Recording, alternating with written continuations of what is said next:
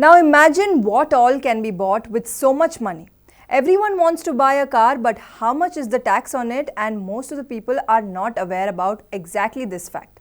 High tax on cars is not only a problem for the common man, but there is a tension for car companies as well.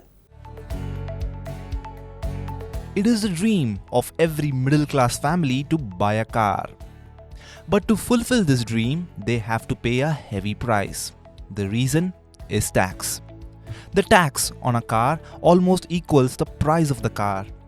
It's true that you can buy an Ertiga car and 2 to 3 bikes comfortably for as much tax as the government collects on a Fortuner.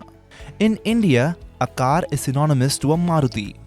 It is a company that sells the most cars in the country. The head of Maruti Suzuki, R.C. Bhargava, has advocated reducing the tax on cars. He believes that the one-size-fits-all tax on cars is not good for the growth of the auto industry. The industry, he says, cannot move forward with a tax burden of 50%.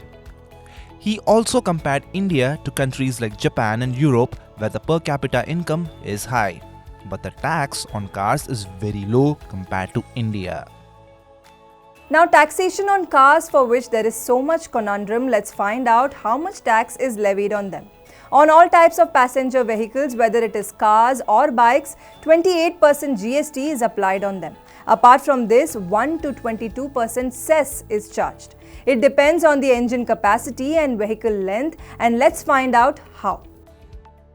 First, all those petrol, LPG and CNG cars whose length is less than 4 meters and engine less than 1200cc, 28% GST and 1% cess, that is, a total of 29% tax is levied on the base price of those cars. The next category are diesel cars, which are less than 4 meters long and engine size is less than 1500cc, on which 28% GST and 3% cess, that is, a total of 31% tax is levied. The next category comes those cars whose engine capacity is more than 1200cc but up to 1500cc, on which 28% GST and 17% cess are levied, that is, a total tax of 45%. Then, cars whose engine capacity is more than 1500cc are subject to 28% GST and 20% cess, that is, a total of 48% tax.